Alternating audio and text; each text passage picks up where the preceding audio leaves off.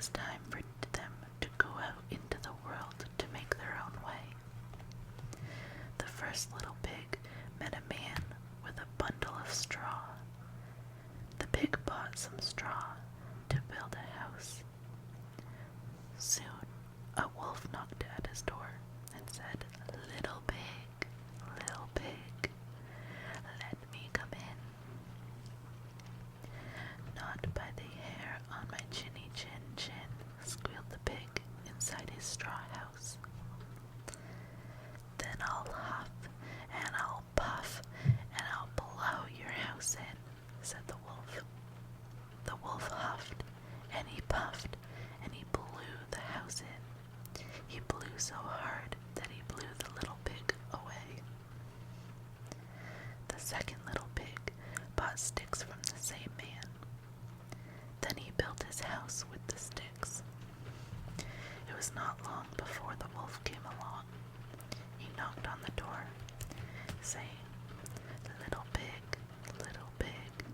let me come in." "Not by the hair on my chinny chin chin," said the second little pig.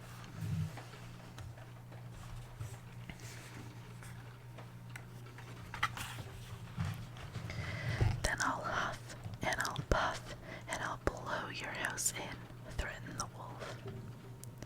The wolf huffed and he puffed and he blew the house in. He blew so hard that he blew away the second little pig, too. The third little pig met the same man. This pig bought a load of bricks. He built a very sturdy house.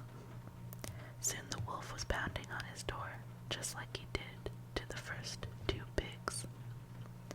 The wolf growled and said, little pig, let me come in."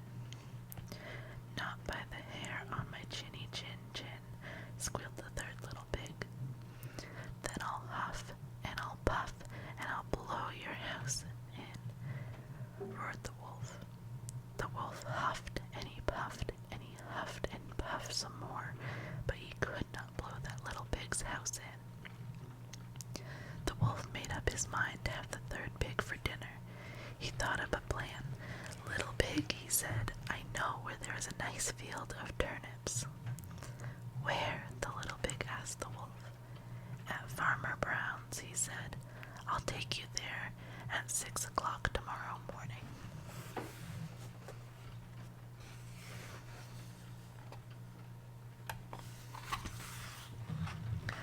The little pig agreed, but he was too smart for the wolf. He got up at 5 o'clock in the morning, got the turnips, and was back in his house when the wolf arrived at 6. "Little pig, are you ready?" he asked. "Ready," scoffed the pig. "I've already gone and come back with lots of turnips." The wolf was very angry that he had been tricked, so he tried to trick the pig again.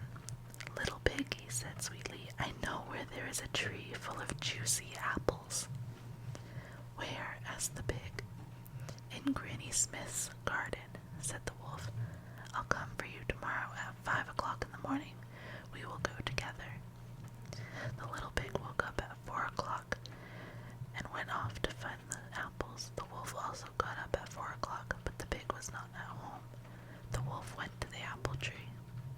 The little pig was just about to come down from the tree with some apples when he saw the wolf below.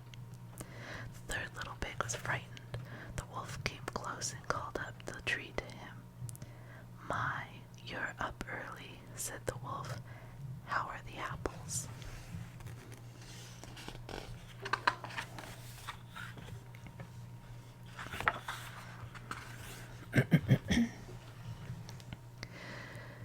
The pig thought of a plan quickly. "Delicious," he said.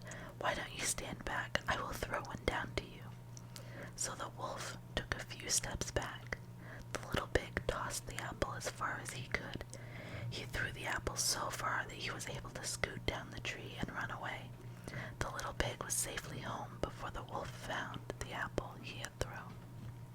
Back at his little brick house, the pig made applesauce and apple pie, and he still had plenty of apples left to eat. He was a smart little pig. In the meantime, the wolf was furious. He had been tricked again. He thought he was trickier than any little pig, and this little pig had tricked him too many times already. So he thought and thought until he came up with another plan. The next day the wolf went over to the little pig's house and said, "Little pig, there is a fair in town today. Let's go together. I'll come by for you at 3 this afternoon." The little pig agreed, and you will not be surprised that the clever pig started out early for the fair. He enjoyed all the sights and sounds of the fair, but he did not stay too long. The little pig wanted to get home before the wolf showed up at the fair. The little pig was on his way home with a big barrel he had bought at the fair when he saw the wolf coming up the hill toward him. The tricky little pig crawled into the barrel to hide. When he did, the barrel started to roll down the hill. The barrel rolled over and over, gathering speed on its way down the hill. The barrel with the little pig inside headed straight for the wolf. This frightened the wolf so much that he ran right home. The wolf went to the little pig's house the next day. "Little pig," he said, "I was going to meet you at the fair yesterday, when all at once the most frightening thing came rolling down the hill. I ran straight home." The little pig laughed. "Ha ha! It was I that frightened you. I was in the barrel." The wolf was very angry when he learned that the little pig had frightened him with the barrel. He made up his mind right then and there that he would eat the little pig for his dinner that very day. "Little pig," roared the wolf, "I am going to eat you for dinner today,